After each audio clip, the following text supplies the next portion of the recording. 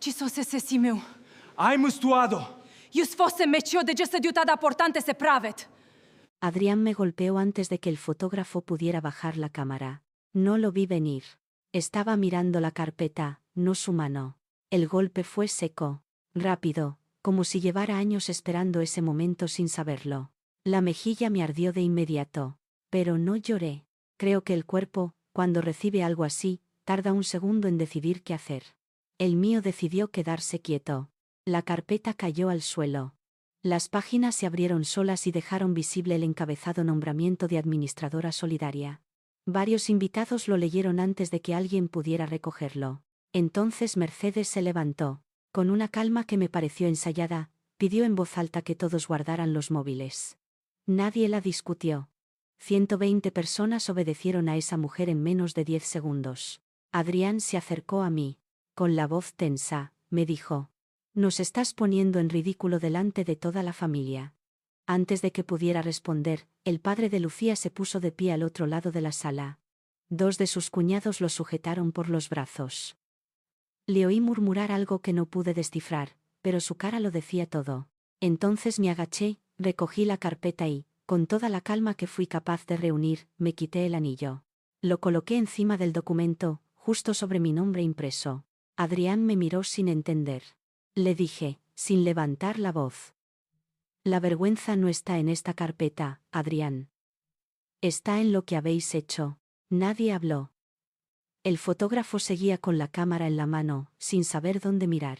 Yo todavía no sabía que, antes de medianoche, ellos intentarían convertir mi salida en una confesión. Hola a todos, soy Lucía Ferrer, tengo 36 años, y lo que os voy a contar empezó en Valencia el día en que debía convertirme en la mujer más feliz de mi familia. Trabajo en cumplimiento normativo. Para los que no estéis familiarizados con ese término, os lo resumo así: mi trabajo consiste en detectar cuando algo en una empresa no cuadra. Facturas que no tienen sentido, contratos que existen en el papel pero no en la realidad, flujos de dinero que van a ningún sitio o que vienen de ningún sitio. Llevo 11 años haciéndolo y, durante todo ese tiempo, aprendí a distinguir muy bien entre un error contable y una decisión tomada a propósito. Lo que no aprendí, hasta mucho más tarde, fue a aplicar esa misma mirada dentro de mi propia vida. Conocí a Adrián hace 4 años en una conferencia sobre gobierno corporativo en Madrid. Era abogado mercantilista, tenía buen humor y, lo que más me llamó la atención, hablaba de su familia con una distancia que yo interpreté como madurez. No era de esos hombres que llaman a su madre 3 veces al día. No se quejaba de sus hermanas en cada conversación. Parecía un hombre hecho a sí mismo dentro de una familia que había dejado atrás, no uno que seguía atrapado en ella. Me equivoqué. Pero eso lo entendí después. La mañana de la boda me levanté a las 8. Tenía el vestido colgado en la puerta del armario, el pelo recogido a medias y el móvil con 42 notificaciones sin leer. La mayoría eran mensajes de familiares y amigas deseándome suerte, pero había uno que no era de nadie conocido. Llegó a las 11:15 de la noche anterior, desde una dirección de correo que no reconocí. Sin asunto. Sin firma. Solo un archivo adjunto con el nombre Albiol, Senior, Facturas, 2022-2023, PDF. Lo abrí. Tardé menos de 5 minutos en entender que aquello no era un error administrativo. El archivo contenía 16 facturas emitidas por una empresa llamada Limpiezas Rápidas del Levante. Servicios de limpieza y mantenimiento para Albiol Senior, la residencia de mayores que gestionaba la familia de Adrián desde hacía más de 20 años. El problema no era el proveedor. El problema era que esa empresa no tenía trabajadores. Ninguno. Lo comprobé en el registro mercantil a las 11:30 de la noche, sentada en la cama con el portátil sobre las rodillas y el vestido de novia todavía colgado a 2 metros de mí.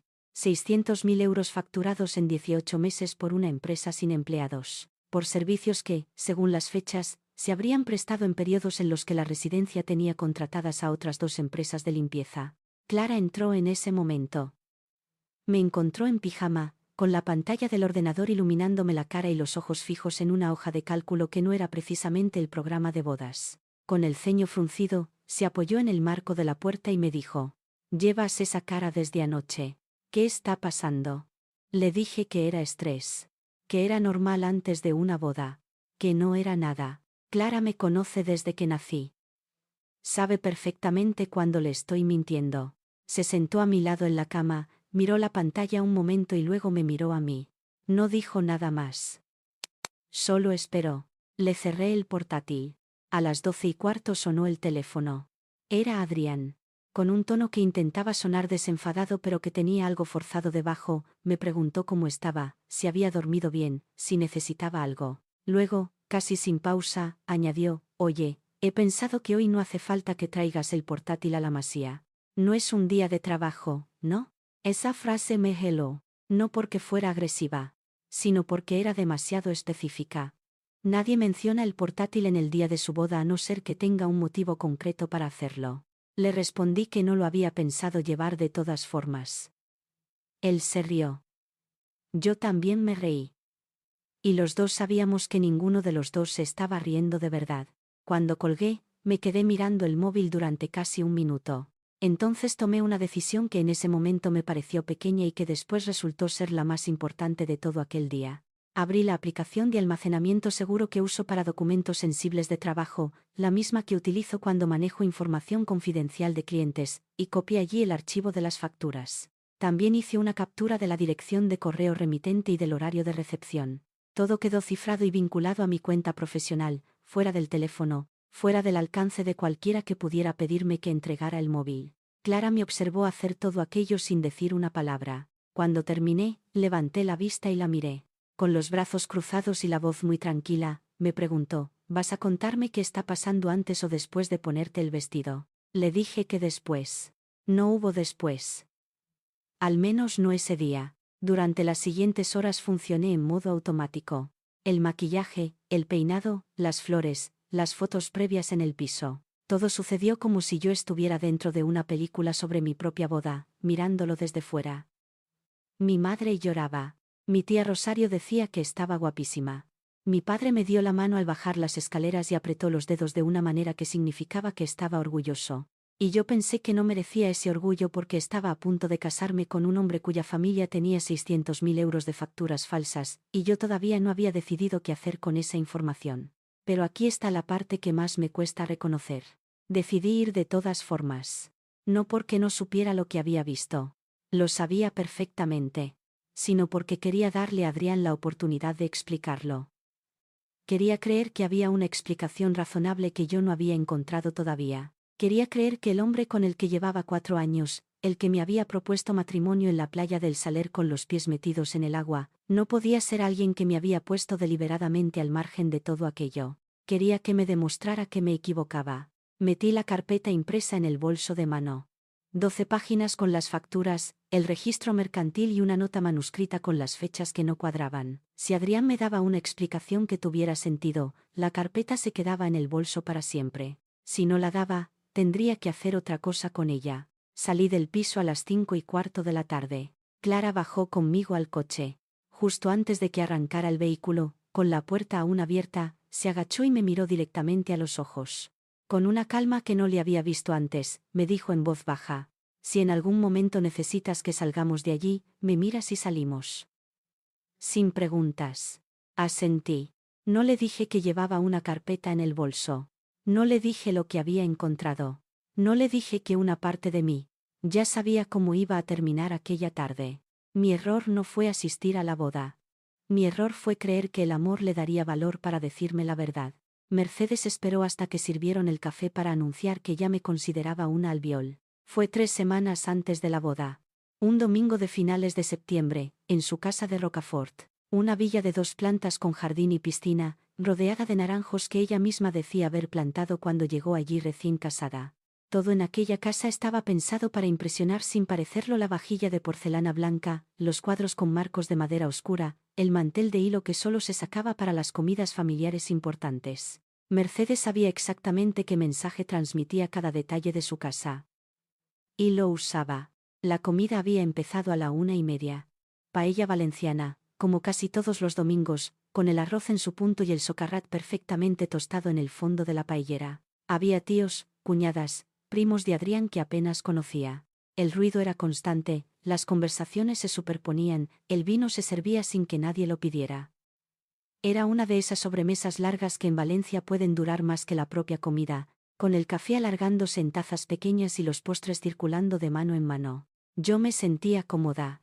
O al menos lo intentaba. Adrián estaba a mi lado, tranquilo, participando en una conversación sobre el partido del Valencia CF del día anterior. Elena, la hermana mayor, estaba sentada frente a nosotros. Apenas había hablado durante toda la comida. Comía despacio, con la vista fija en el plato más de lo que miraba a los demás. Yo lo había notado desde que llegamos, pero no le di demasiada importancia. Hay personas que son así en las reuniones familiares numerosas. Fue entonces cuando Mercedes golpeó suavemente la taza contra el platillo para llamar la atención. La conversación se fue apagando de forma gradual. Cuando tuvo la sala en silencio, sonrió con la satisfacción de quien sabe que siempre lo consigue. Dirigiéndose a todos, pero mirándome a mí, tomó la palabra con un tono afectuoso y solemne a partes iguales. Quiero aprovechar que estamos todos juntos para decir algo que llevo tiempo pensando. Lucía lleva 4 años siendo parte de la vida de Adrián. En 3 semanas pasará a ser parte de esta familia de manera oficial. Y yo creo que la familia no espera a los papeles para demostrar confianza. Hubo murmullos de aprobación alrededor de la mesa. Alguien levantó la copa. Después, sin cambiar el tono, añadió: por eso me gustaría proponerte algo, Lucía. Albiol Senior lleva años necesitando a alguien con tu perfil profesional. Alguien de dentro, alguien de confianza, que nos ayude a ordenar ciertos procesos internos. No te estoy hablando de un cargo formal. Sería una labor de asesoramiento. De manera altruista. Como hace cualquier miembro de una familia que aporta lo que sabe. Me quedé un momento sin responder. Adrián intervino antes de que yo pudiera hacerlo. Con una sonrisa tranquilizadora, me dijo en voz baja: es algo simbólico.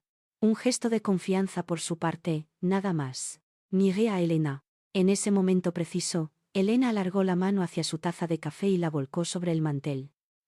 No fue un movimiento brusco.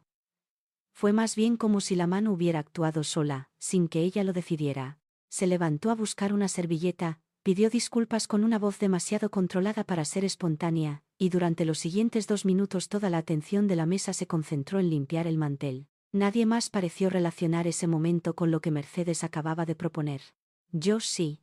Cuando la situación se calmó, volví a tomar la palabra. Con toda la cordialidad que pude sostener, le dije a Mercedes que le agradecía la confianza, pero que antes de comprometerme con cualquier cosa relacionada con la empresa me gustaría revisar los estados financieros de los últimos ejercicios. Era una petición razonable para alguien de mi perfil. Cualquier profesional de cumplimiento normativo haría lo mismo. El silencio que siguió fue de un tipo distinto al anterior. Mercedes dejó la taza en el platillo con mucha calma. Luego, con una sonrisa que no llegaba a los ojos, respondió: en esta casa no confundimos confianza con interrogatorios. Nadie habló. Adrián puso la mano sobre la mía debajo de la mesa. No sé si era un gesto de apoyo o una petición de que me callara. En ese momento no lo distinguí. La sobremesa continuó como si nada hubiera ocurrido. Las conversaciones volvieron, el café se terminó. Alguien sacó unas pastas de té, pero algo había cambiado en la temperatura de la sala, y todos lo notaban aunque nadie lo nombrara. Cerca de las 5, cuando la gente empezó a despedirse, Elena me pidió que la ayudara a recoger algunas cosas en la cocina. Era una excusa, y los dos lo sabíamos. Cerró la puerta antes de hablar. Con la voz baja pero muy directa, me dijo que no firmara nada. Que no importaba cómo se presentara, ni quién lo pidiera, ni en qué momento. Que si alguna vez aparecía un documento con su nombre en la empresa, era porque no había tenido alternativa. Le pregunté qué había firmado ella. Cerró los ojos un segundo. Luego respondió: cosas que no debería haber firmado. Porque creí que si no lo hacía, la perdía. No me dijo nada más. Salió de la cocina antes de que yo pudiera seguir preguntando. En el coche, de vuelta a Valencia, Adrián estuvo callado durante casi 20 minutos. Cuando por fin habló, lo hizo con un tono que mezclaba la queja con algo parecido al reproche. Me dijo que su madre solo intentaba integrarme, que mi pregunta sobre los estados financieros había sonado a desconfianza, que había situaciones familiares que no se manejaban igual que un expediente de trabajo. Le escuché sin interrumpirle. Cuando terminó, le pregunté si alguna vez había leído los contratos que su madre le pedía que firmara. Se quedó mirando la carretera. No respondió. Esa noche, sola en el piso, estuve mucho tiempo pensando en Elena. En la taza de café volcada. En la puerta de la cocina cerrada antes de hablar. En esa frase que me había dicho, creí que si no lo hacía, la perdía. Hay personas que aprenden demasiado tarde que el miedo a perder a alguien puede llevarte a perderte a ti misma primero. Elena lo había aprendido. Lo que no sabía todavía era si yo estaba a tiempo de no repetir su historia. Cuando pregunté a Elena qué había firmado ella, cerró la puerta de la cocina antes de responder. La primera mentira de Adrián no fue grande. Por eso funcionó. Fue hace 2 años, un martes de febrero que no tenía nada de especial. Yo estaba en mi despacho, terminando un informe de auditoría interna para un cliente del sector sanitario, cuando Adrián me llamó para preguntarme si podía pasarme por las oficinas de Albiol Senior esa tarde. Su madre quería presentarme a la gestora administrativa. Un trámite, dijo. Nada importante. Fui porque no tenía motivos para no ir.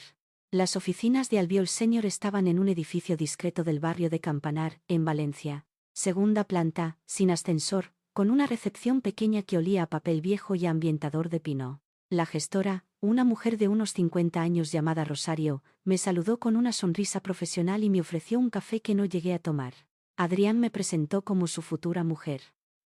Rosario asintió como si eso lo explicara todo. Mientras esperábamos a que Mercedes llegara desde la residencia, me entretuve mirando los documentos que había sobre la mesa de recepción. No lo hice con ninguna intención concreta. Es algo que hago de forma automática, igual que un médico que mira las manos de la gente sin proponérselo. Y en uno de esos documentos, encima de una carpeta azul que estaba entreabierta, vi el encabezado de un contrato de servicios. El proveedor era una empresa llamada Instalaciones Vivas Mediterráneo. El objeto del contrato era mantenimiento técnico general de las instalaciones de la residencia. El importe anual era de 84.000 euros. Lo que me llamó la atención no fue la cifra. Fue el nombre del representante legal del proveedor Rafael Albiol Montserrat. Albiol. El mismo apellido. Cuando llegó Adrián con 2 cafés, le pregunté, en voz baja y con toda la naturalidad que pude, si Rafael Albiol era familiar suyo. Sin inmutarse, respondió, es el primo de mi madre. ¿Por qué? Le dije que la empresa de su primo tenía un contrato de mantenimiento con la residencia. Me miró un momento. Luego se encogió de hombros y me dijo. Así funciona una empresa familiar. Cuando puedes dar trabajo a alguien de confianza, lo haces. Es normal, no era normal, o más exactamente era una práctica que existe, pero que tiene límites legales muy concretos cuando la empresa recibe financiación pública o subvenciones de la administración, como era el caso de Albiol Senior. Una residencia de mayores concertada con la Generalitat Valenciana no puede adjudicar contratos de forma directa a empresas vinculadas sin un proceso de licitación documentado. Eso lo sé desde el primer año de carrera. Pero no dije nada de todo eso. Asentí. Tomé el café. Y cuando llegó Mercedes, saludé con 2 besos y sonreí como si no hubiera visto nada. Esa noche, mientras cenábamos en un restaurante de Ruzafa, Adrián pidió una tabla de ibéricos y una botella de Ribera del Duero que costaba más de lo que normalmente gastábamos juntos en una cena. Estaba de buen humor, hablador, atento. Me preguntó por mi trabajo, se interesó por un proyecto que yo llevaba semanas gestionando, se rió de un chiste malo que hice sobre los informes de cumplimiento. En algún momento de la noche, sin que yo hubiera vuelto a sacar el tema, dijo de forma casual. Sabes que mi familia lleva 20 años gestionando esa residencia. Han pasado inspecciones, auditorías, revisiones de la consellería. Todo está en orden. Lo dijo mirando la copa de vino. No a mí. Respondí que no lo dudaba. Él sonrió. Cambió de tema. Esa fue la primera vez que entendí, sin terminar de querer entenderlo, que Adrián utilizaba la ternura como una técnica de cierre. Cada vez que yo abría una pregunta incómoda, él respondía con una cena, con un gesto de atención, con algo que me hacía sentir que estaba exagerando. No era una manipulación tosca ni evidente. Era algo mucho más refinado hacerme sentir que mi instinto profesional era un defecto de carácter cuando se aplicaba a las personas que quería. Durante los meses siguientes encontré otras cosas. Un contrato de suministro de material sanitario con otra empresa cuyo administrador compartía domicilio fiscal con la dirección de Mercedes. Una factura de consultoría estratégica por valor de 42.000 euros emitida a nombre de una sociedad unipersonal que había sido constituida 6 semanas antes de la fecha de la factura y disuelta 4 meses después. Pequeñas irregularidades, cada una por separado, que podían tener explicaciones individuales pero que juntas formaban un patrón que yo reconocía muy bien. Cada vez que mencionaba algo, Adrián tenía una respuesta. No siempre la misma, pero siempre tranquilizadora. Son cosas de antes de que yo tuviera responsabilidad en la empresa. Mi madre es muy tradicional en esas cosas, pero nunca ha defraudado a nadie. Tú ves problemas donde hay costumbres antiguas. Y después de cada conversación, venía algo agradable. Una escapada a Savia un fin de semana. Unas entradas para el teatro. Una cena en casa cocinada por él, con velas y todo. Yo lo dejaba pasar. Y cada vez que lo dejaba pasar me decía a mí misma que era porque no tenía pruebas suficientes. Pero la verdad es que una parte de mí no quería tenerlas.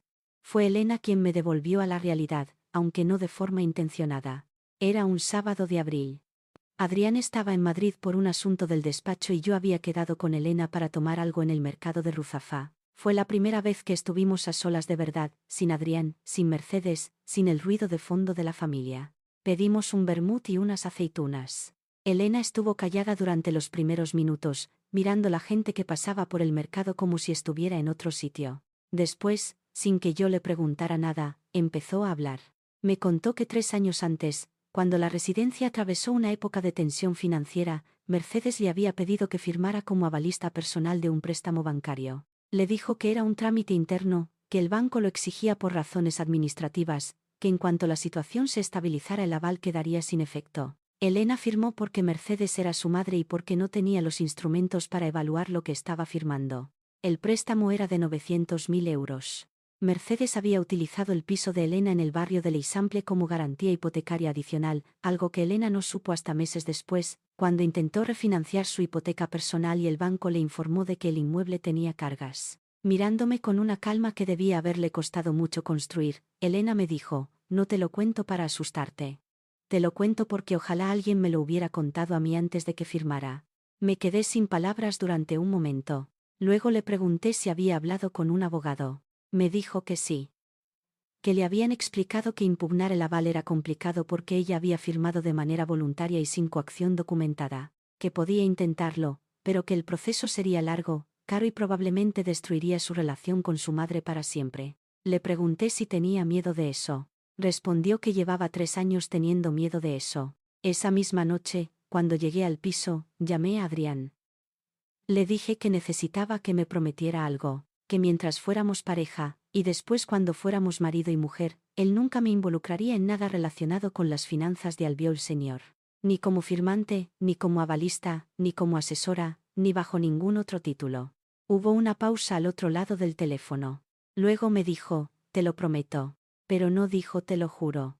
Y mientras lo decía, yo imaginé su cara, y supe, con esa certeza silenciosa que a veces llega antes que las palabras, que estaba mirando hacia otro lado. No le pedí que me lo repitiera. No insistí. Colgué el teléfono, me preparé una manzanilla y me senté en el sofá con la taza entre las manos, mirando la pantalla apagada del televisor. Pensé en Elena firmando un papel que no entendía del todo porque era su madre quien se lo pedía. Pensé en el piso hipotecado sin que ella lo supiera. Pensé en los años que llevaba cargando con eso en silencio, sin poder contárselo a nadie de la familia porque contárselo significaba elegir un bando. Y me pregunté cuánto tiempo llevaba yo, sin querer reconocerlo, haciendo exactamente lo mismo. 2 años después, aquella misma promesa estaba impresa en una carpeta que esperaba mi firma. Lo primero que hice al salir de mi boda no fue llorar. Fue pedirle a Clara que fotografiara mi cara. Salimos por la puerta lateral de la masía, la que daba al aparcamiento de tierra donde estaban los coches de los proveedores. Clara me sujetó del brazo durante los primeros metros, no porque yo fuera a caerme, sino porque creo que ella necesitaba sujetarme tanto como yo necesitaba que alguien lo hiciera. Llevaba los zapatos de tacón en la mano. El vestido arrastraba por el suelo. No me importó. Cuando llegamos al coche, Clara sacó el móvil antes de que yo dijera nada. Me miró la cara con una atención clínica que no le había visto antes, giró la pantalla hacia mí para que viera el encuadre y me preguntó si podía hacer las fotos. Asentí. Hizo 6, desde distintos ángulos, con el flash activado para que la marca fuera visible. Después grabó un vídeo corto donde yo miraba a cámara y ella describía en voz alta la hora, la fecha y el lugar. 19 horas y 40 minutos. Masía el Olivar, Lorta North. Todo eso lo hizo sin que yo se lo pidiera. Más tarde me dijo que en cuanto vio lo que había pasado dentro, su primer pensamiento fue que aquello iba a necesitar pruebas.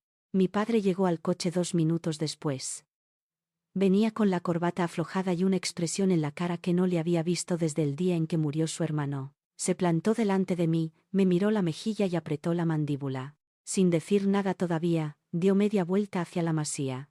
«Le suis jeté del brazo». Le dije que no. Le dije que si volvía ahí dentro, la historia dejaría de ser sobre lo que me habían hecho a mí y pasaría a ser sobre lo que hacía él.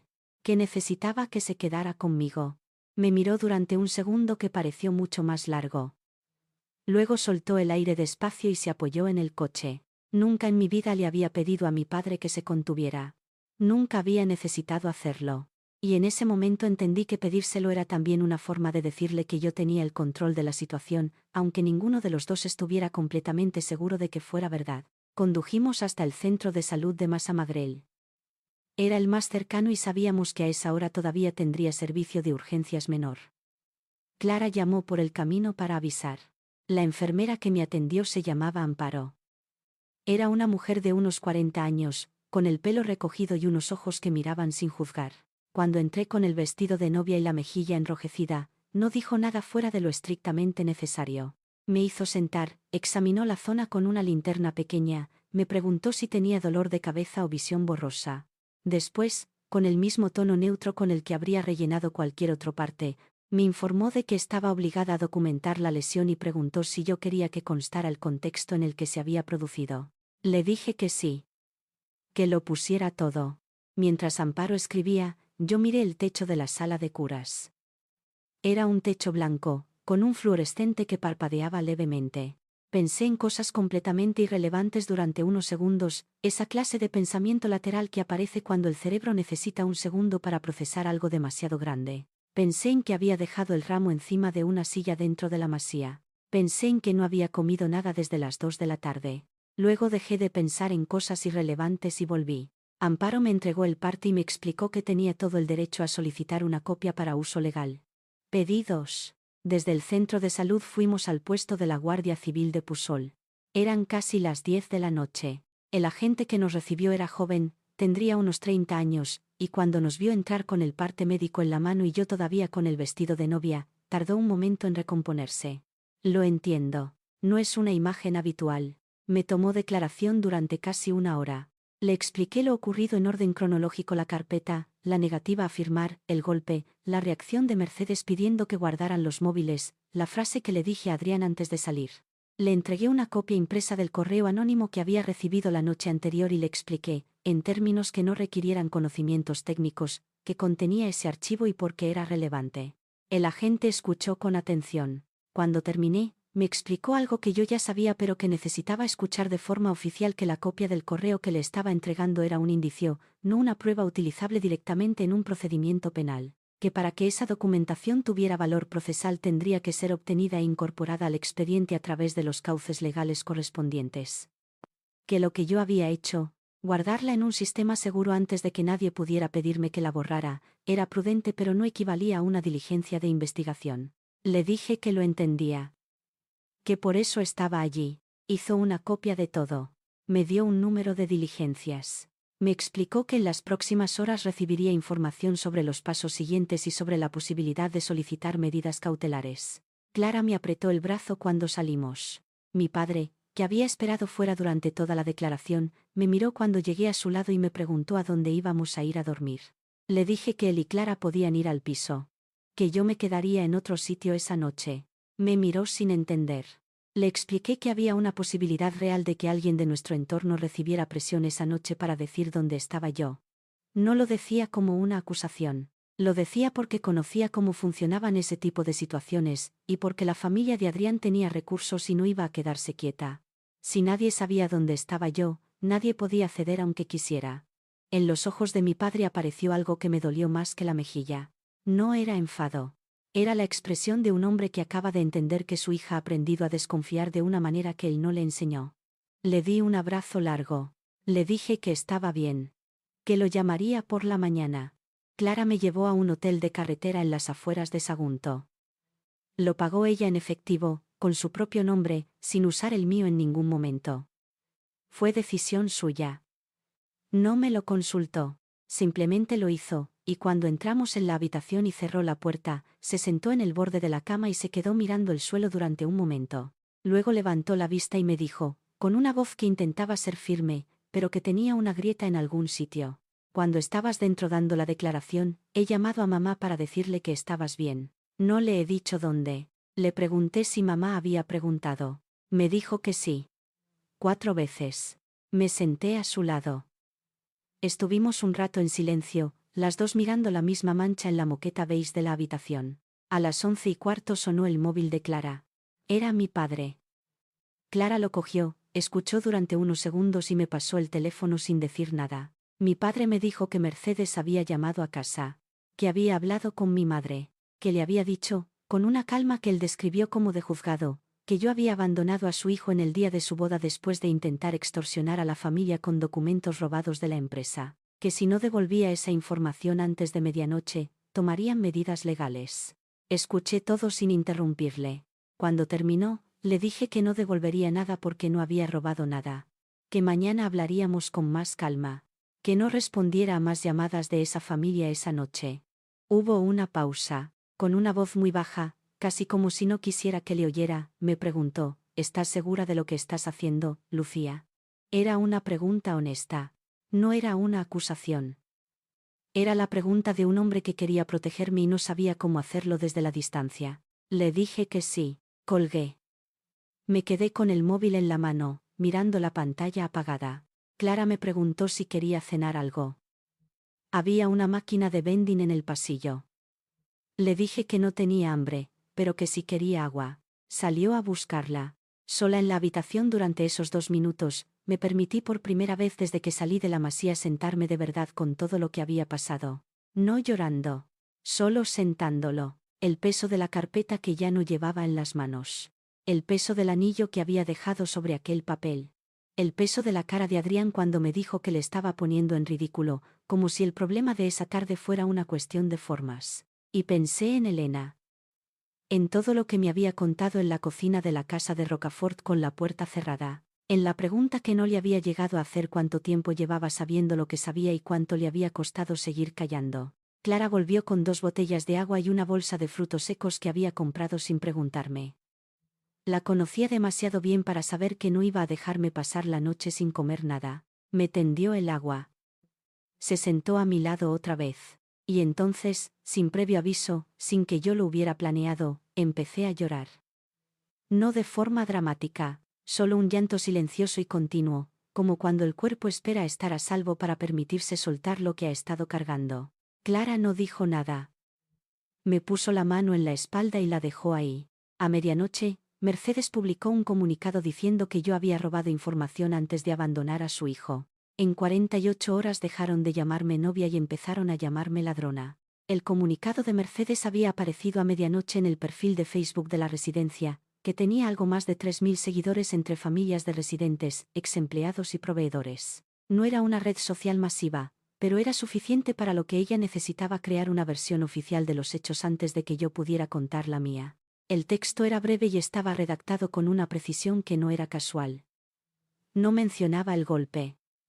No mencionaba la carpeta. No mencionaba la negativa a firmar. Decía, en esencia, que una persona cercana a la familia había sustraído documentación confidencial de la empresa durante un evento privado y que la dirección de Albiol Senior había puesto los hechos en conocimiento de sus asesores legales. Nada más.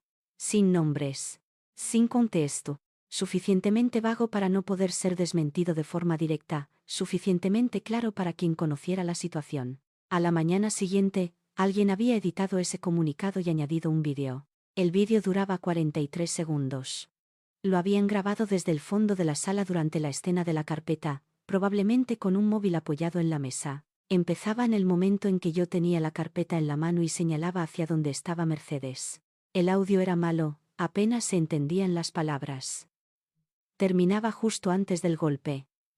La parte que faltaba no era un error técnico. Lo vi 3 veces seguidas desde la cama del hotel, con el móvil tan cerca de la cara que los píxeles se veían borrosos.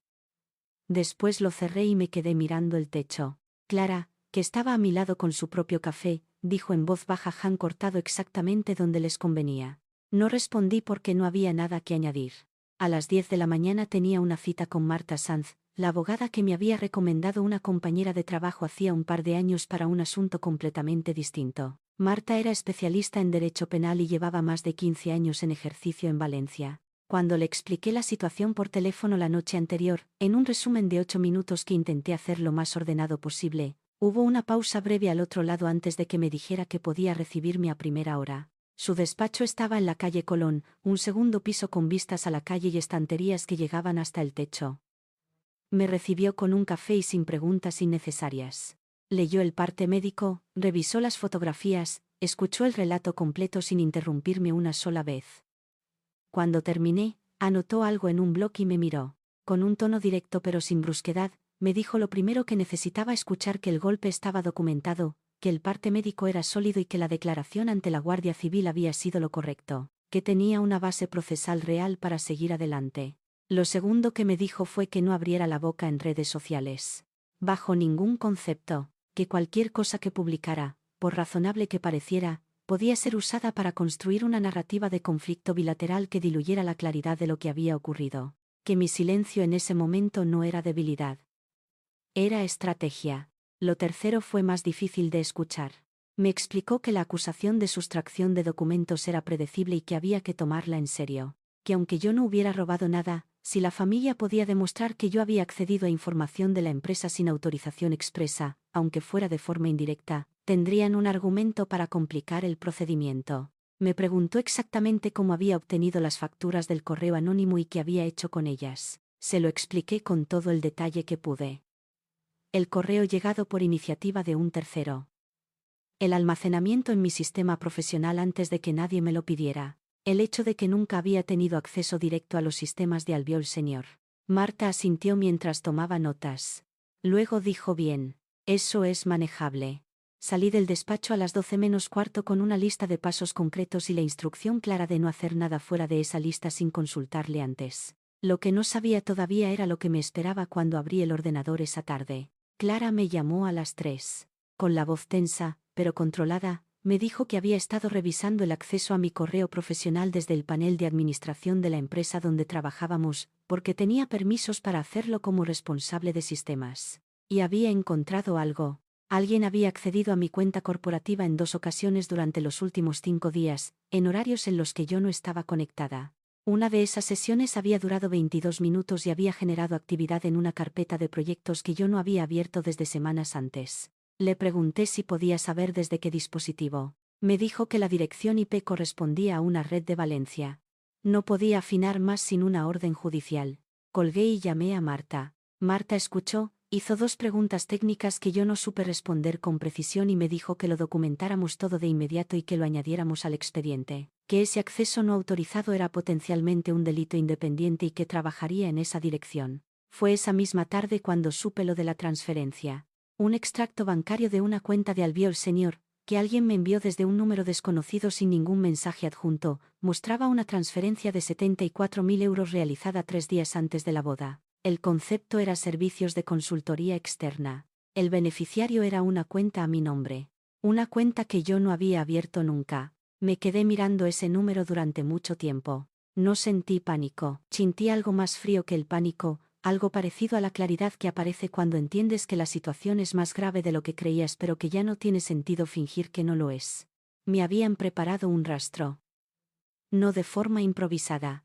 Esto llevaba días, quizás semanas, construido con cuidado. Clara quería publicarlo todo esa misma noche. Me llamó 2 veces para decirme que teníamos los correos, teníamos las facturas, teníamos el parte médico, teníamos el vídeo original completo que había guardado uno de sus amigos que estaba en la boda. Que si lo publicábamos antes de que ellos pudieran seguir construyendo su versión, la opinión pública estaría de nuestro lado. Le dije que no.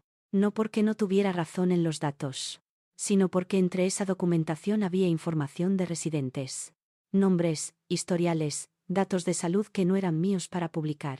Personas mayores que no habían pedido estar en medio de esto. Empleados que quizás habían filtrado información con buena intención y que podrían perder su trabajo si los exponíamos. Clara tardó un momento en responder. Cuando lo hizo, dijo: a veces no entiendo cómo puede ser tan fría. Le dije que no era frialdad. Que era lo único que podía controlar en ese momento. Esa noche, a las 11, recibí una llamada desde un número que no reconocí. Descolgué porque Marta me había dicho que no ignorara números desconocidos durante esos días. Era Elena. Habló rápido, en voz muy baja, como si estuviera en un sitio donde no quería que la oyeran. Me dijo una sola cosa antes de colgar: mamá está preparando algo contra Adrián también. La línea se cortó. Me quedé con el teléfono en la mano, en silencio, procesando esa frase. Por primera vez entendí que Adrián no era el heredero de Mercedes. Era su siguiente culpable. Los números demostraban que faltaba dinero. Pilar demostró que también había faltado gente cuando más se la necesitaba. La fiscal asignada al caso se llamaba Inés Robles. La conocí en persona por primera vez el jueves de la semana siguiente, en una sala de reuniones de la Fiscalía Provincial de Valencia que olía a café recalentado y a papel de impresora. Era una mujer de unos 50 años, cabello corto, traje gris, con una forma de escuchar que transmitía que cada palabra que dijeras iba a ser evaluada antes de que terminara la frase. No era intimidante de forma deliberada. Era simplemente alguien que no desperdiciaba atención. Marta me había preparado para esa reunión durante 2 días. Me había dicho que Inés era meticulosa, que no avanzaba sin base sólida y que lo que necesitaba de mí en ese momento no era una historia completa sino hechos verificables con fuente identificable. Que la diferencia entre una investigación que prosperaba y una que se archivaba dependía casi siempre de si existía documentación original obtenida por cauces legítimos. Inés me hizo 3 preguntas en la primera media hora. Solo 3. Pero las 3 iban al centro exacto de lo que necesitaba saber. La primera, si yo podía acreditar que el correo anónimo me había llegado de forma espontánea, sin que yo lo hubiera solicitado ni inducido. La segunda, si existían más personas que hubieran tenido acceso directo a la contabilidad de Albiol Senior y que pudieran testificar sobre lo que habían visto. La tercera, si había algún documento original, firmado físicamente, que vinculara a personas concretas con las operaciones irregulares. A la primera pregunta pude responder con los metadatos del correo y el registro del sistema de almacenamiento seguro. A la segunda no pude responder todavía. A la tercera tampoco. Fue Inés quien mencionó a Pilar. Me dijo que en el marco de las diligencias previas habían tomado declaración a varios exempleados de la residencia. Uno de ellos, una enfermera que había trabajado en Albiol Senior durante 7 años antes de ser despedida 18 meses atrás, había aportado un testimonio que iba más allá de las irregularidades contables. Pilar Campos tenía 53 años y vivía en Sagunto. Había aceptado hablar porque, según le había dicho a la fiscal, llevaba más de 1 año intentando dormir bien por las noches sin conseguirlo. Inés me resumió lo que Pilar había declarado con una precisión que no dejaba espacio para la interpretación sentimental. Durante al menos 14 meses, la residencia había operado con una plantilla nocturna de 2 personas para una capacidad de 84 residentes. La ratio legal exigida para ese tipo de centro era significativamente superior. En los registros oficiales presentados a la Consellería, sin embargo, constaban turnos completos con el número de trabajadores requerido por normativa. Turnos que no habían existido. Personas que habían cobrado por horas que no habían trabajado, en algunos casos sin saber que sus nombres aparecían en esos registros. La empresa cobraba las subvenciones públicas correspondientes a una plantilla completa, y destinaba la diferencia a otra cosa. Escuché todo aquello sin moverme. Inés continuó. Una noche de febrero del año anterior, con 2 auxiliares para 84 personas, una residente de 81 años había sufrido una caída en su habitación. No había sido encontrada hasta 3 horas después. Había pasado ese tiempo sola en el suelo, sin poder llamar a nadie. Las consecuencias físicas habían sido graves. Esa residente era la madre de Pilar. Cuando Inés terminó de hablar, la sala estuvo en silencio durante unos segundos. Hasta ese momento yo había pensado en todo aquello en términos de fraude financiero. Facturas falsas. Dinero desviado. Irregularidades contables. Cosas graves, sin duda, pero que en mi cabeza seguían teniendo la textura abstracta de los números en una hoja de cálculo. Lo que Inés acababa de contarme le ponía una cara concreta. Una mujer de 81 años en el suelo de una habitación, sola, durante 3 horas, porque alguien había decidido que el dinero de los turnos nocturnos era más útil en otro sitio. Marta me apretó brevemente el brazo por debajo de la mesa. Inés me explicó que para que la investigación avanzara con solidez necesitaban documentación original. No copias, no fotografías de documentos, no archivos enviados de forma anónima. Contratos físicos, actas firmadas, registros con sellos originales que pudieran ser sometidos a pericia documental. Y necesitaban que esos documentos llegaran al procedimiento a través de personas que pudieran ser citadas como testigos o como denunciantes, con su identidad acreditada. Eso me llevó directamente a Elena. Esa misma tarde fui a su piso en L'Eixample. Llamé al telefonillo sin avisar porque sabía que si le daba tiempo de pensar, encontraría una razón para no abrir. Tardó casi un minuto en responder. Cuando abrió la puerta, tenía la cara de alguien que lleva días sin dormir bien y que ha estado esperando, con una mezcla de miedo y de alivio, que alguien llamara a esa puerta. La sala de su piso estaba ordenada con esa meticulosidad que a veces indica ansiedad más que limpieza. Nos sentamos en el sofá. Le expliqué lo de Pilar. Le expliqué lo de la residente. No lo suavicé. Elena escuchó con los ojos fijos en sus propias manos. Cuando terminé, se quedó en silencio durante un momento largo. Luego, en voz baja, me preguntó si su madre sabía lo de la caída. Le dije que no lo sabía con certeza, pero que alguien en la dirección de la empresa había tomado la decisión de no modificar los turnos a pesar de conocer la situación real de la plantilla, y que esa decisión tenía un nombre en algún documento que existía en algún sitio. Elena cerró los ojos. Le pregunté directamente si tenía los contratos que Mercedes le había hecho firmar. Me dijo que sí. Que los guardaba en una carpeta en el fondo de un cajón desde hacía más de 2 años, sin saber exactamente para qué los conservaba, como quien guarda algo porque una parte de él sabe que algún día va a necesitarlo aunque no quiera admitirlo. Le dije que esos contratos, entregados a través de Marta a la fiscal, podían ser la diferencia entre una investigación que prosperaba y una que se diluía en papel mojado. Elena no respondió de inmediato. Fue entonces cuando sonó el telefonillo de su piso. Lo ignoró la primera vez. A la segunda, se levantó, fue al interfono y preguntó quién era.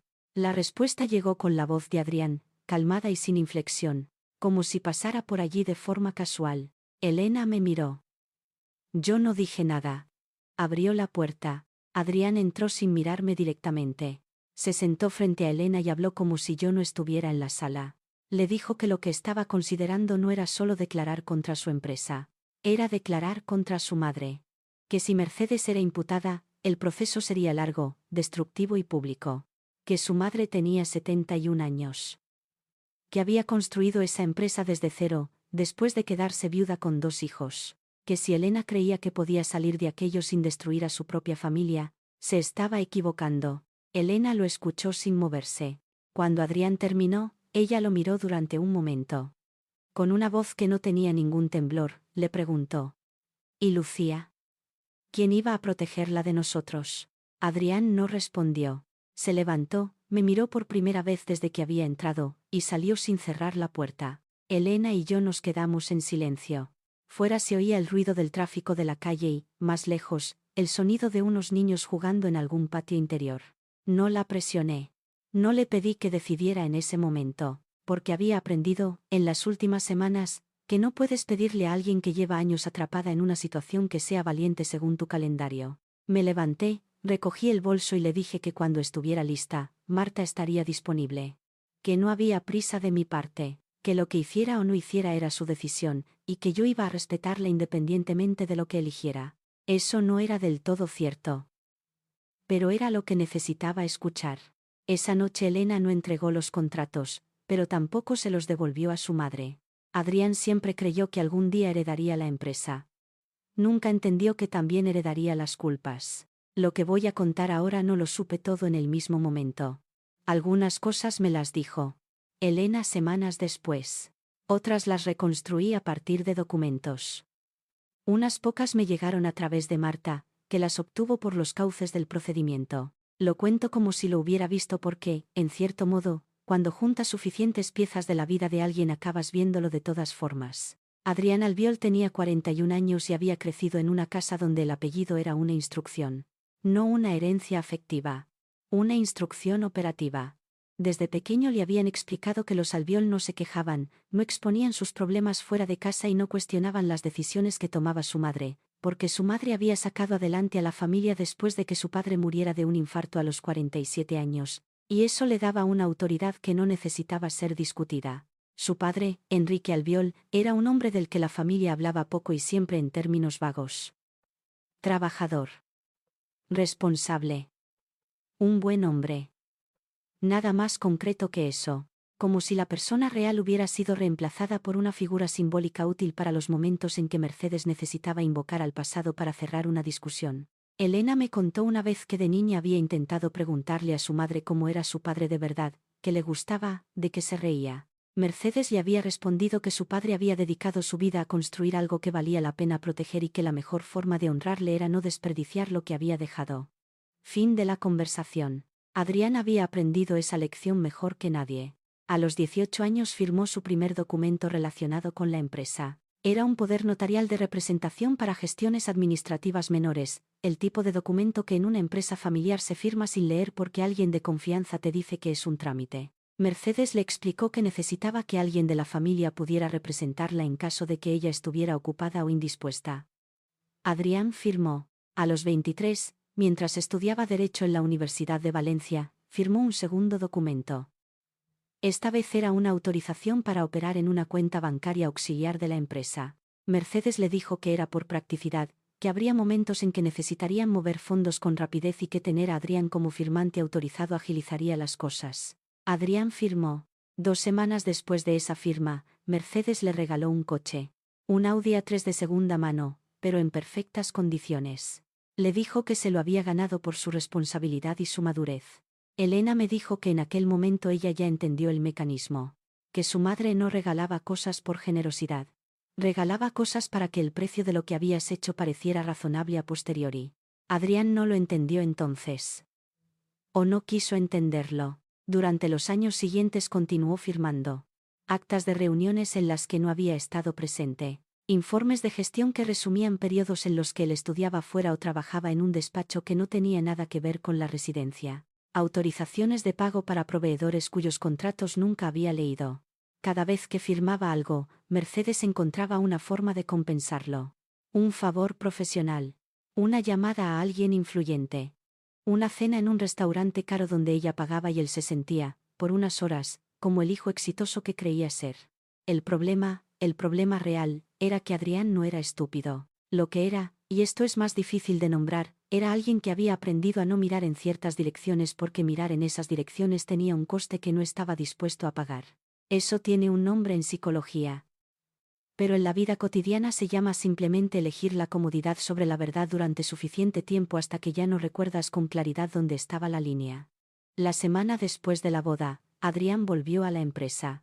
No porque tuviera razones profesionales para hacerlo, sino porque necesitaba entender qué había preparado su madre. Entró al despacho de contabilidad cuando Rosario, la gestora, estaba fuera comiendo. Buscó su propio nombre en los archivos físicos. No tardó mucho en encontrarlo. Había 3 actas de reuniones del Consejo de Administración correspondientes al año anterior. En las 3 aparecía su firma como administrador con funciones ejecutivas. En las 3 se aprobaban partidas de gasto que correspondían exactamente a las facturas irregulares que yo había identificado. Las reuniones, según las fechas de las actas, habían tenido lugar en meses en los que Adrián había estado fuera de Valencia. En uno de esos periodos estaba en Berlín por un congreso jurídico. Tenía las facturas del vuelo y del hotel. Su firma en esas actas era perfecta. Demasiado perfecta. La misma inclinación, el mismo trazo. Reproducida con una precisión que solo es posible cuando alguien lleva años practicándola. Se quedó sentado frente a esos documentos durante un tiempo que no supo cuantificar. Cuando Mercedes volvió al despacho y lo encontró allí, no se sorprendió. Se sentó al otro lado de la mesa con la calma de alguien que lleva tiempo esperando ese momento y lo ha ensayado. Con una voz completamente serena, le dijo que lo que tenía delante era la documentación que demostraba que él había gestionado la empresa de forma negligente durante los últimos años. Que si la investigación llegaba a un juicio, esos documentos establecerían claramente quién había tomado las decisiones operativas. Que ella, como presidenta del Consejo, había confiado en su criterio y que lamentaba profundamente los resultados. Adrián la miró sin hablar. Luego le preguntó, con una voz que según Elena sonaba como la de un niño más que como la de un hombre de 41 años, si ella había falsificado su firma. Mercedes no respondió a esa pregunta. En su lugar, le dijo que la familia había sobrevivido a cosas peores y que lo que importaba ahora era gestionar la situación con inteligencia. Que si Adrián cooperaba con la versión que ella había preparado, las consecuencias para él serían manejables. Que si no cooperaba, los documentos hablarían por sí solos. Esa noche Adrián llamó a Elena. Le contó lo que había encontrado. Elena escuchó sin interrumpirle. Cuando terminó, le dijo algo que Adrián tardó varios días en procesar, que ella lo sabía desde hacía tiempo. No los detalles concretos, pero sí el mecanismo. Que su madre llevaba años construyendo una red en la que cada miembro de la familia tenía alguna firma en algún papel que podía ser usada llegado el momento. Que la diferencia entre Adrián y ella era que él había disfrutado de los beneficios sin hacerse demasiadas preguntas, y eso ahora tenía un precio. Adrián se quedó en silencio al otro lado del teléfono. Elena añadió, sin crueldad pero sin suavizarlo tampoco, que la pregunta relevante ya no era quién tenía la culpa de haber llegado hasta allí. La pregunta era qué iba a hacer cada uno a partir de ese momento. Fue en ese contexto cuando Adrián tomó la decisión de contactar con Marta. Lo hizo a través de un intermediario, un abogado colega suyo que actuó como enlace para mantener distancia formal. La propuesta era la siguiente: él estaba dispuesto a entregar documentación que comprometía directamente a Mercedes, incluyendo correos internos y registros de transferencias que demostraban que las decisiones operativas habían sido tomadas por ella y no por él. A cambio, pedía que yo atenuara en mi declaración la descripción del golpe, reduciéndolo a un contacto físico involuntario producido en un momento de tensión extrema. Marta me lo trasladó con exactitud, sin editar. Lo escuché hasta el final. Luego le dije que no, no con rabia, no con dramatismo, con la misma claridad con la que le habría dicho a un cliente que un contrato tenía cláusulas inaceptables. Lo que Adrián proponía era convertir la verdad en una moneda de cambio. Y la verdad de lo que había ocurrido en aquella masía no era negociable, no porque yo quisiera venganza, sino porque era lo único que tenía, que era completamente mío y que nadie había podido quitarme todavía. Marta asintió cuando le di la respuesta. No dijo que fuera la decisión correcta ni la incorrecta. Solo lo anotó y siguió adelante. Lo que Adrián hizo después fue lo único que podía hacer alguien en su posición que no tiene ni la valentía de la verdad ni los recursos para sostener una mentira completa. Guardó una copia de toda la documentación que había encontrado en el despacho de contabilidad. La guardó en un lugar que solo él conocía, como reserva, como un seguro, como alguien que todavía cree que la información es poder, aunque ya no sepa exactamente sobre quién ejercerlo. No la entregó esa noche. No la entregó a la semana siguiente. La guardó para el momento en que la necesitara de verdad. Y mientras tanto siguió siendo el hijo de Mercedes, porque era lo único que sabía ser, aunque ese apellido ya solo le pesara. Esa noche Adrián no eligió la verdad. Eligió guardar la verdad como un arma. Mercedes empezó la reunión diciendo que aquella familia había sobrevivido a guerras, crisis y traiciones. No sabía que la traición estaba sentada a su derecha. La Junta Extraordinaria había sido convocada con 48 horas de antelación, el tiempo mínimo que permitían los estatutos de la sociedad para una convocatoria urgente. El orden del día oficial tenía 2 puntos: reestructuración del órgano de administración y comunicación sobre el estado legal de la empresa. Redactado así, sonaba a trámite corporativo. Lo que Mercedes había planeado realmente era algo mucho más concreto: nombrar a Adrián administrador único con responsabilidad operativa plena, dejar constancia documental de que las decisiones irregulares habían sido tomadas bajo su gestión, y presentar a Lucía como la persona que había filtrado información confidencial para desestabilizar la empresa desde dentro. Era un plan limpio. Llevaba semanas preparándolo. Lo que no había calculado era Elena. La sala de juntas de Albiol Senior era una habitación rectangular en la segunda planta del edificio de Campanar, con una mesa de madera oscura para 12 personas, sillas tapizadas en azul marino y una ventana que daba a un patio interior donde nadie miraba nunca. Esa mañana había 10 personas sentadas alrededor de la mesa: Mercedes en la cabecera, Adrián a su derecha, el abogado de la empresa junto a él, 2 socios minoritarios que habían llegado desde fuera de Valencia expresamente para la reunión, un asesor fiscal, Rosario la gestora administrativa, y 3 personas más cuya presencia respondía a distintos grados de lealtad hacia Mercedes acumulados durante años. Elena no estaba en la lista de convocados. Su participación en el capital era minoritaria y Mercedes había utilizado un tecnicismo estatutario para excluirla de la convocatoria formal. A las 10:05, Mercedes abrió la sesión. Habló durante 12 minutos sin interrupción. Su exposición era fluida, bien estructurada, con la cadencia de alguien que ha practicado cada frase. Explicó que la empresa atravesaba una situación delicada provocada por la filtración de documentación interna realizada por una persona que había tenido acceso privilegiado a información confidencial gracias a su relación sentimental con el administrador, que esa persona había intentado, el día de la boda de su hijo, extorsionar a la familia con esa información para obtener una posición en el Consejo de Administración, que ante la negativa de la familia, había abandonado el evento y había puesto esa información a disposición de terceros con intención de causar daño. No dijo mi nombre en ningún momento. No hacía falta. Todos en la sala sabían de quién hablaba. Después presentó la propuesta de reestructuración. Adrián sería nombrado administrador único con efecto inmediato, ella pasaría a un rol consultivo sin responsabilidad ejecutiva. La transición quedaba documentada como una decisión estratégica tomada en el mejor interés de la empresa. Adrián, sentado a su derecha, tenía la vista fija en la mesa. El abogado de la empresa comenzó a preparar los documentos para la firma. Fue en ese momento cuando se abrió la puerta de la sala. Elena entró con una carpeta bajo el brazo y se sentó en la única silla vacía que quedaba, la que estaba en el extremo opuesto a Mercedes. No pidió permiso. No se disculpó por llegar sin convocatoria. Se sentó y colocó la carpeta sobre la mesa con la precisión de alguien que ha ensayado ese gesto durante días. Mercedes la miró durante un segundo. Luego, con una calma que tenía algo de amenaza, le dijo que esa reunión había sido convocada formalmente y que su presencia no estaba contemplada en el orden del día. Elena respondió que era accionista de la empresa y que tenía derecho a estar presente en cualquier junta que afectara a la estructura de administración, independientemente de los tecnicismos de la convocatoria, que si alguien quería discutir ese punto, podían hacerlo después, pero que primero tenía algo que entregar. Abrió la carpeta. Eran 11 contratos. Todos firmados por Elena en distintos momentos de los últimos 6 años.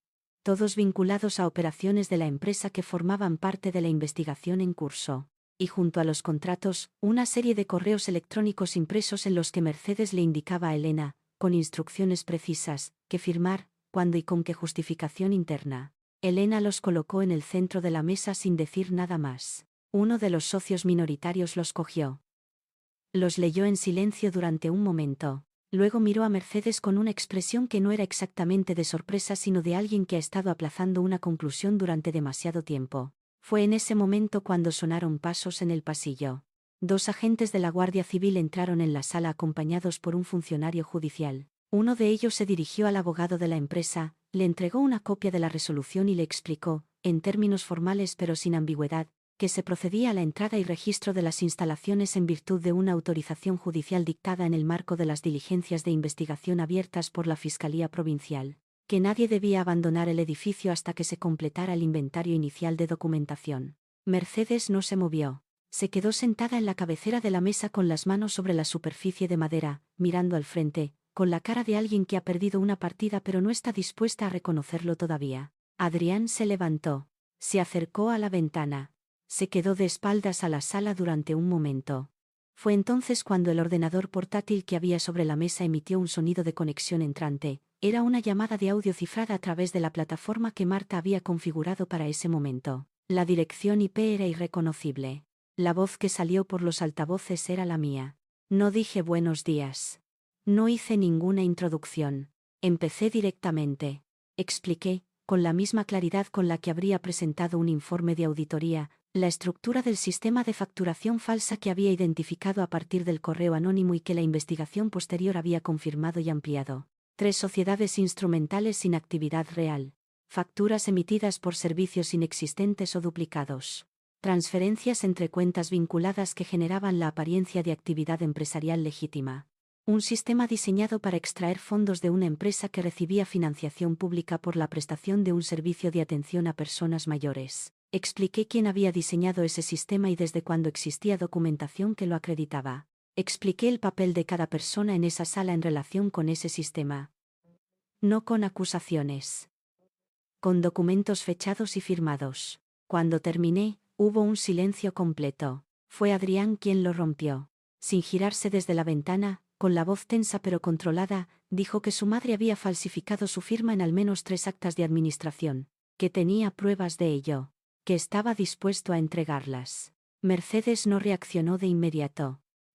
Cuando lo hizo, fue con una frialdad que resultó más perturbadora que cualquier reacción emocional. Mirando a su hijo de espaldas, le dijo que si él creía que ese gesto lo convertía en una víctima, se estaba equivocando. Que había disfrutado de los beneficios de esa empresa durante 20 años. Que había firmado documentos, cobrado gastos de representación y usado recursos de la sociedad para su vida personal. Que la diferencia entre haber sido engañado y haber sido cómplice la decidiría un juez, no él. Adrián se giró entonces. La miró durante un momento que pareció muy largo. Luego se acercó a la mesa, abrió el maletín que había dejado en su silla, Sacó un disco duro externo y lo depositó frente al funcionario judicial sin decir nada más. Uno de los socios minoritarios preguntó en voz alta qué había en ese disco. El funcionario recogió el dispositivo sin responder. Elena, que había estado en silencio desde que dejó los contratos sobre la mesa, levantó la vista. Con una voz que no tenía ningún temblor, dijo que ella quería hacer constar que había firmado los documentos que había entregado bajo presión directa y con información incompleta sobre su contenido real, que no había actuado con conocimiento de las consecuencias legales, que lamentaba haber tardado tanto tiempo en llegar hasta allí. Nadie respondió a eso directamente.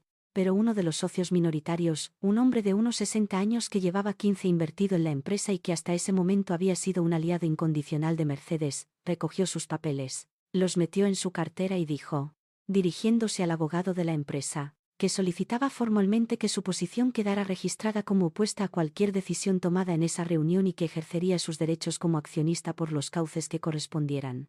Eso fue lo que más afectó a Mercedes. Más que los documentos. Más que la Guardia Civil en el pasillo. Más que su propio hijo entregando el disco duro. La cara de ese hombre recogiendo sus papeles. Desde el audio, antes de que Marta cerrara la conexión, tomé la palabra una última vez. Les dije que no habían perdido una empresa por mi culpa. Que la habían perdido cada vez que habían decidido que el apellido valía más que una vida. Cada vez que habían aprobado un presupuesto sabiendo que faltarían personas en los turnos de noche. Cada vez que habían firmado un documento sin leerlo porque era más cómodo no saber. Cada vez que habían callado porque hablar tenía un coste y callar parecía gratuito. Dije que callar nunca es gratuito. Que el precio siempre lo paga alguien. A veces, tú mismo. A veces, una mujer de 81 años sola en el suelo de una habitación durante 3 horas. La conexión se cerró. La sala permaneció en silencio durante varios segundos. Fue entonces cuando Adrián, todavía de pie junto a la ventana, preguntó en voz baja, sin dirigirse a nadie en particular, si yo seguía amándolo. Nadie respondió. Nadie en esa sala entendió porque aquella era la única pregunta que todavía le importaba. 6 meses después, nadie había recuperado la vida que tenía antes de aquella boda. Tal vez esa fuera la única forma honesta de justicia. Estoy en el paseo marítimo de la Malvarrosa. Es una mañana de marzo con el cielo despejado y el viento justo suficiente para que el mar tenga algo que decir. Clara camina a mi lado con las manos metidas en los bolsillos del abrigo. Mi padre va un poco por detrás, como siempre que camina con nosotras, porque dice que así puede vernos a las dos a la vez. Nunca le he preguntado si eso es cierto o si es simplemente su forma de vigilar sin que se note. Llevamos un rato sin hablar. No hace falta. Adrián y yo estamos en proceso de divorcio. Los trámites avanzan despacio, como avanzan siempre estas cosas cuando hay un procedimiento judicial paralelo que complica cada paso administrativo. Su abogado ha enviado 3 solicitudes de encuentro personal. No he respondido a ninguna. No porque tenga pendiente nada que decirle, sino precisamente porque no lo tengo. Todo lo que necesitaba decirle lo dije en aquella sala de juntas a través de una pantalla, y eso fue suficiente. Mercedes ha perdido la administración de la empresa. Sus cuentas personales están sujetas a medidas cautelares en el marco del procedimiento, dentro de los límites que ha establecido el juzgado. La investigación sigue abierta. Inés, la fiscal, me ha dicho en términos generales que el proceso será largo. No me ha prometido ningún resultado concreto porque es una persona que no promete lo que no puede garantizar, y eso es exactamente el tipo de persona que necesitaba tener de mi lado. Adrián cooperó. Entregó el disco duro. Declaró sobre las actas falsificadas y aportó registros de conversaciones internas que corroboraban la versión de Elena. Eso tendrá peso en el procedimiento. Pero cooperar no es lo mismo que ser inocente, y él lo sabe. Hay firmas suyas en documentos reales. Hay beneficios que recibió con conocimiento suficiente para haber preguntado y no preguntó. El juez decidirá qué significa exactamente eso. No es mi trabajo decidirlo yo. Elena está en un programa de apoyo a testigos colaboradores. Va a terapia 2 veces por semana. Me escribió hace un mes un mensaje que decía simplemente que estaba aprendiendo a distinguir entre lealtad y miedo, y que llevaba 41 años confundiéndolos. No le respondí con palabras. Le mandé un audio de 30 segundos donde se escuchaba el mar. Entendió lo que quería decir. Mi padre tardó semanas en perdonarme que no le dijera dónde estaba aquella noche. No el hecho en sí, sino lo que representaba que yo había calculado que él podía ceder bajo presión y había decidido protegerle de esa posibilidad sin preguntarle. Un día, mientras tomábamos café en su cocina, me dijo que tenía razón en haber tomado esa decisión, pero que eso no significaba que no le hubiera dolido. Le dije que lo sabía, que lo sentía, que volvería a hacer lo mismo. Se quedó un momento en silencio. Luego asintió. Eso es lo más parecido a una reconciliación completa que conozco. Volví al trabajo hace 2 meses.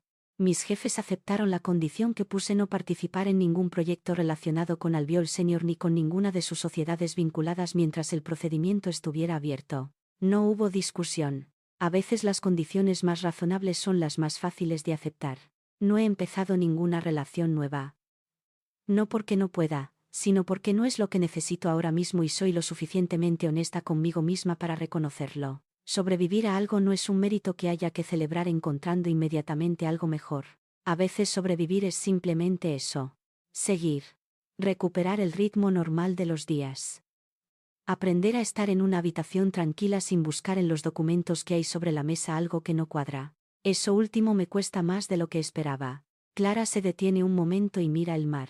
Luego, sin girarse, me pregunta si me arrepiento de algo. Le doy la misma respuesta que me he dado a mí misma muchas veces desde aquella tarde en la masía. Me arrepiento de haber tardado tanto en aplicar a mi vida privada la misma mirada que aplicaba en el trabajo. Me arrepiento de haber interpretado las señales de alarma como exageraciones de mi instinto profesional. Me arrepiento de haber creído que el amor era una razón suficiente para seguir adelante cuando los hechos decían otra cosa. De lo que no me arrepiento es de haber ido a aquella boda con la carpeta en el bolso. Ni de haber colocado el anillo encima del documento. Ni de haber salido por la puerta lateral con los zapatos en la mano y el vestido arrastrando por el suelo. Porque en ese momento, por primera vez en mucho tiempo, estaba siendo exactamente la persona que siempre había querido ser. La familia que exige silencio para sobrevivir ya ha empezado a destruirse. Lo único que cambia es cuánto tarda en reconocerlo. El día de mi boda me quitaron un apellido que nunca había llegado a ser mío. Al salir de allí, recuperé algo mucho más difícil: el derecho a no traicionarme.